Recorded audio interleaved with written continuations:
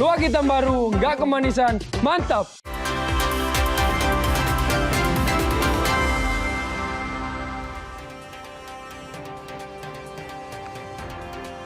Saudara, mantan Menko Polhukam Mahfud MD menyebut Panji Pragiwaksono tidak bisa dihukum atas penampilannya di stand-up komedi Mens Rea. Mahfud menilai materi stand-up komedi berjudul Mens Rea milik komika Panji Pragiwaksono tidak bisa dipidana seiring dengan berlakunya Kitab Undang-Undang Hukum Pidana yang baru. Mahfud mengatakan, berdasarkan waktu peristiwa, Panji menyampaikan materi Mens Rea melalui tayangan di platform Netflix pada Desember 2025 dan baru ditayangkan pada Januari 2026.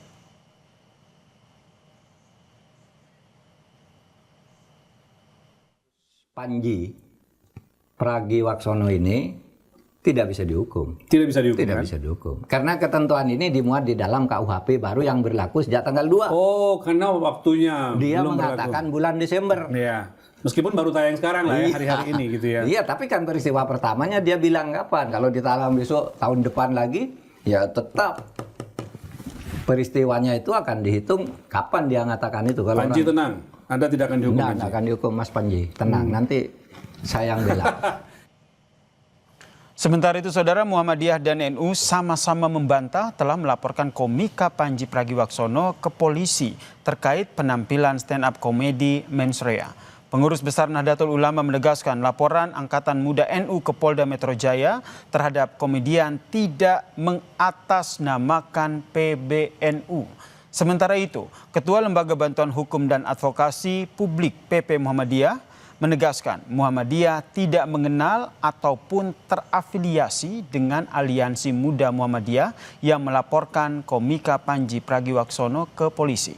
Ia pun memastikan Muhammadiyah tidak pernah memberi sikap resmi mengenai stand-up komedi Panji Pragiwaksono bertajuk Mens Rea.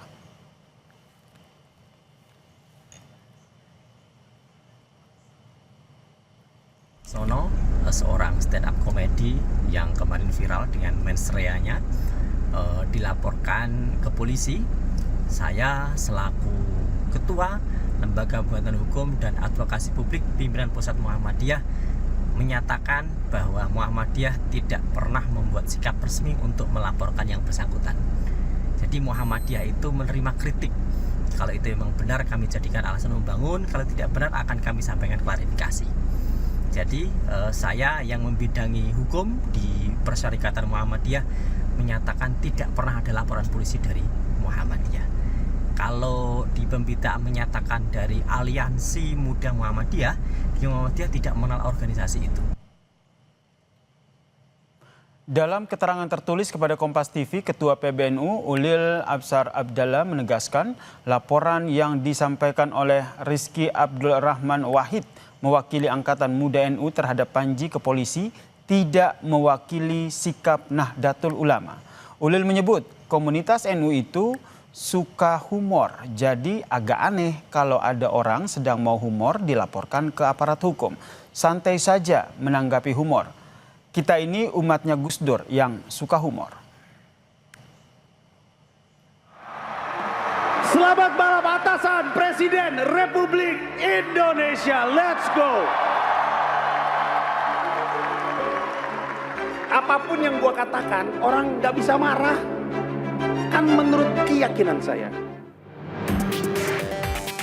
Materi isi pertunjukan stand-up komedi Mens Rea Panji Pragiwaksono berujung laporan polisi. Komika Panji Pragiwaksono dilaporkan dua organisasi kemasyarakatan ke Polda Metro Jaya pada 7 Januari lalu. Pelapor mengatasnamakan Angkatan Muda Nahdlatul Ulama dan Aliansi Muda Muhammadiyah. Pelapor menyebut pernyataan Panji dalam show bertitel Mens Rea telah menimbulkan fitnah dan kegaduhan di ruang publik. Sahabat saudara Panji menyampaikan bahwa politik balas budi yang diberikan oleh NU dan Muhammadiyah dalam bentuk tambang. Nah, itu tentu sangat mencederai buat kita semua bahwa itu tidak terbukti secara fakta ketika NU dalam hal ini mendapatkan tambang atas jasa daripada ikut terlibat dalam politik praktis itu tadi atau pemilu sebelumnya. Laporan ini mendapat kritik dari komika dan sineas Ari Kriting yang menilai laporan soal isi materi Panji tak perlu dilakukan. Ari menyebut pernyataan Panji hanya sebuah gagasan yang disampaikan dalam pertunjukan. Ketersinggungan kita itu tidak selalu valid untuk menjadi sebuah landasan hukum untuk memperkarakan sesuatu gitu. Kontennya itu judulnya mens rea karena membahas kira-kira dalam hukum itu kebebasan berbicara itu sejauh mana. Dan menurut saya sih ini juga bagian dari ujian bahwa apakah statement dan hipotesanya Bang Panji itu benar adanya gitu. Menurutku nggak perlu lah, ini cuma gagasan, ini cuma sebuah komedi, sebuah pertunjukan, nggak perlu lah sampai sejauh itu menurutku ya. Dan ini sudah bisa menjadi presiden buruk sebenarnya malahan gitu, kayak kita setiap ada karya seni, setiap ada kritik kepada pemerintah, arahnya malah selalu ditempuh oleh jalur hukum. Pendapat serupa disampaikan Ketua PBHI Julius Ibrani yang bilang, berdasarkan KUHP dan KUHAP terbaru, pernyataan Panji di mens rea tidak bisa dipolisikan. Julius menilai, kritik harus tetap dibangun sebagai budaya berdemokrasi. Ada KUHAP dan KUHP yang baru, batasnya justru jelas di situ bahwa defamasi itu menyangkut personal bukan organisasional. Itu sudah salah. Artinya memang tidak perlu direspon oleh kepolisian. Yang perlu adalah justru membangun wacana kritik kepada anak-anak muda, bukan hanya di tengah NU, Muhammadiyah, lembaga apapun itu, agar kita terbiasa dengan berdemokrasi dan tahu konteks dari demokrasi itu adalah salah satunya melucu dan berkomedi tentang situasi negeri dan tidak membawa ini pada ranah kriminal atau pidana. Stand up comedy show Mens Rea Panji Pragiwaksono menjadi viral di media sosial dan menjadi sorotan usai tayang di platform tontonan berbayar Netflix. Dalam penampilannya, Panji membahas soal peristiwa politik hingga kondisi demokrasi. Tim Liputan Kompas TV.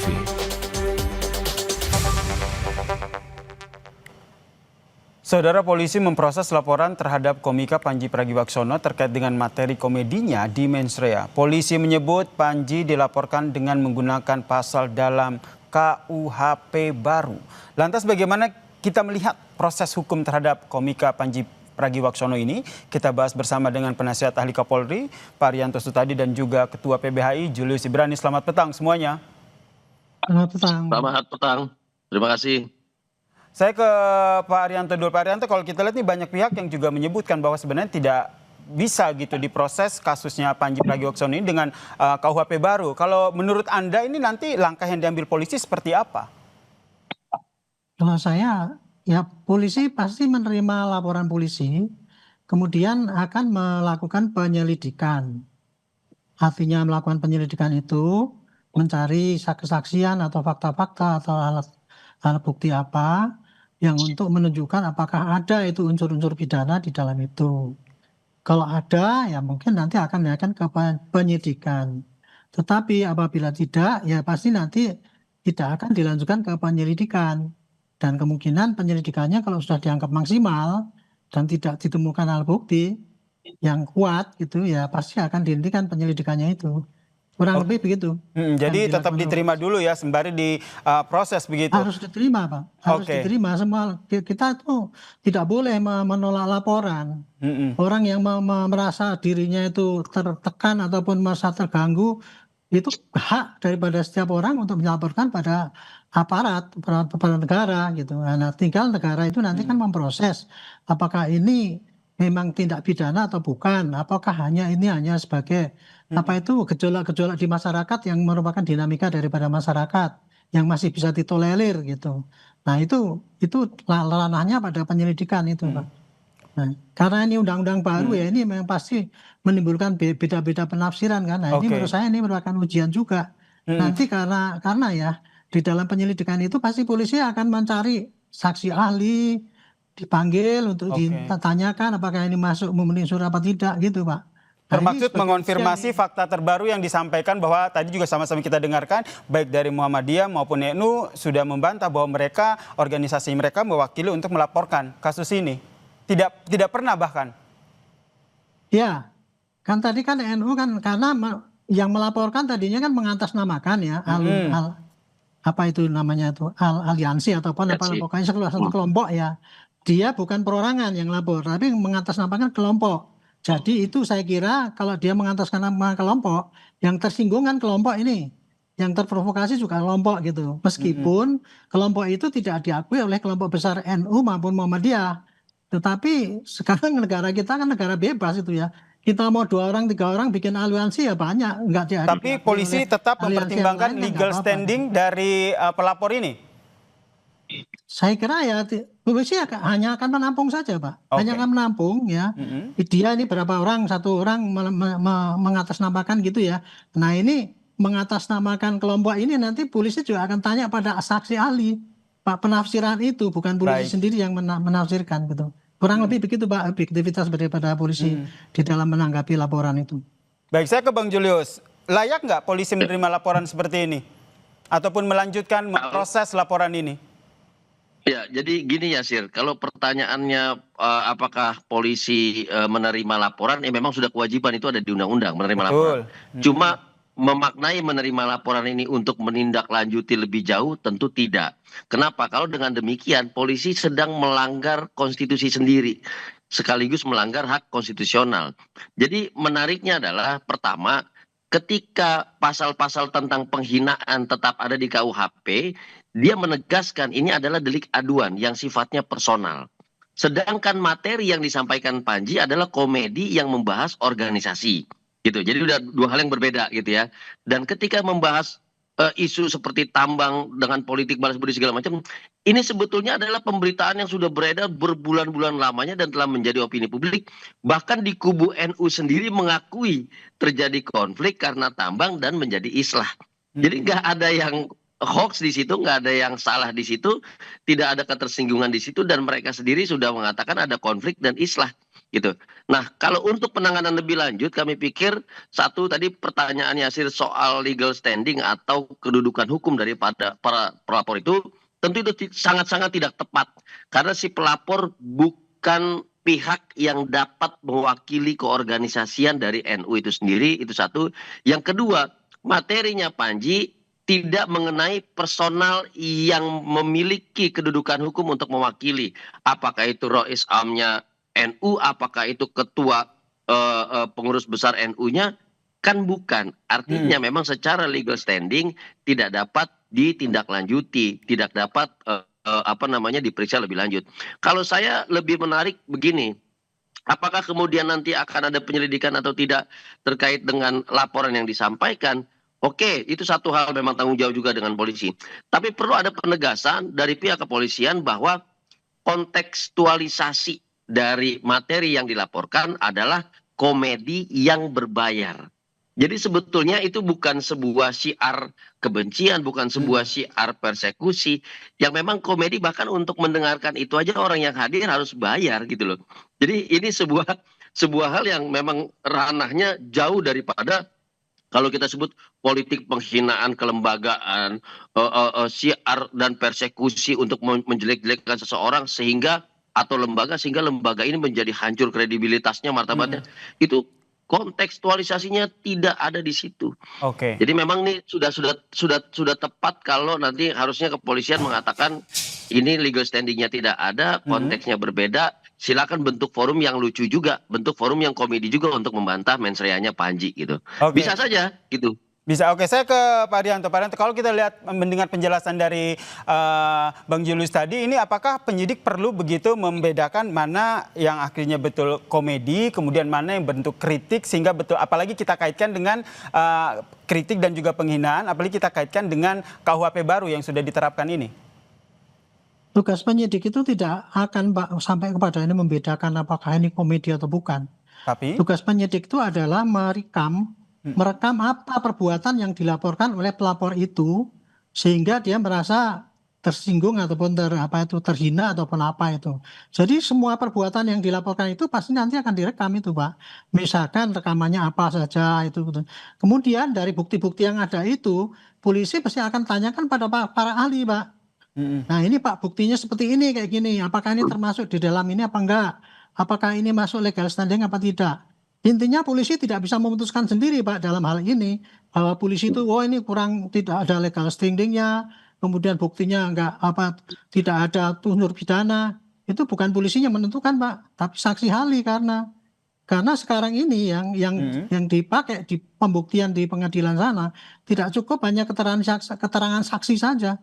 Padahal kalau polisi kan keterangan saksi itu kan dari orang yang lapor direkam gitu. Tetapi kalau para ahli kan ahli yang dipanggil keterangan ahli gitu. Itu jadi alat bukti yang nyata, keterangan ahli, saksi, petunjuk itu semua nanti akan diramu, akan diputuskan di dalam satu gelar apakah ini masuk di dalam pidana apa tidak. Kalau ada berarti langsung sidik, kalau tidak berarti hanya lidik saja gitu. Oke, kalau dari Bang Julius sendiri melihatnya seperti apa? Ahli-ahli yang nantinya akan dimintai keterangan oleh polisi ini harus seperti apa sehingga bisa benar-benar mendudukan perkara, membedakan antara konten komedi dengan penghinaan? Jadi begini, jadi dalam konsep penyelidikan itu sebelum dia menentukan apakah ini peristiwa pidana atau tidak, tentukan dia menentukan materinya. Menentukan materinya itu peristiwanya. Yang artinya dia harus lihat ini peristiwa konteksnya apa. Saya kasih contoh peristiwa Laras lah, Laras Faisati gitu ya. Laras kemudian disangkakan sekarang didakwa terkait dengan apa sih syiar untuk melakukan persekusi, penghasutan dan segala macam. Sama-sama dia melihat itu kontekstualisasinya ketika sedang ada demo. Laras menyatakan demikian meskipun tidak ada relasi kuasa untuk menyatakan Laras memberikan komando. Nah dalam hal ini kita mau bilang konteks itu adalah bahan untuk menentukan peristiwa ini peristiwa pidana atau bukan. Dalam konsep hak asasi manusia juga dikatakan bahwa ada paling nggak ada 2 koridor nih. Ini yang memang siar biasa, yang mana hateful speech ya atau siar kebencian, yang mana hate crime. Ketika dia menyentuh pada titik hate crime, disitulah masuk yang kita sebut sebagai peristiwa pidana. Makanya memaknai mens rea-nya Panji itu tidak bisa kita lepaskan dari konsep kebebasan berekspresi, tidak bisa kita lepaskan dari konsep tadi kontekstualisasi. Dia mana nih siar biasa, siar kebencian hateful crime, atau siar hateful speech biasa. Gitu. Nah ini yang menjadi bahan. Kalaupun ini akan dipanggil ahli, tentu tidak bisa dilepaskan dari ahli yang paham tentang kebebasan berekspresi, ahli yang paham tentang ekspresi dalam bentuk komedi sebagai bagian dari demokrasi. Kalau kita pakai kacamata kuda, ya tentu bahaya. Nah, disinilah fungsinya ahli untuk memperkaya kontekstualisasi tadi untuk mendefinisikan peristiwanya pidana atau bukan, begitu. Baik, kita nantikan ya bagaimana proses hukum ini masih terus berlanjut di Polda Metro Jaya. Terima kasih penasihat ahli Kapolri Pak Rianto Sutadi dan juga Ketua PBHI Julius Ibrani telah berbagi perspektifnya terkait dengan kasus ini di Kompas Petang. Salam sehat semuanya. Terima kasih. Salam, terima kasih Pak Rianto. Usai jeda, Saudara, Kompas Petang akan hadir dengan informasi 2 tersangka kasus fitnah ijazah mendatangi kediaman Joko Widodo di Solo.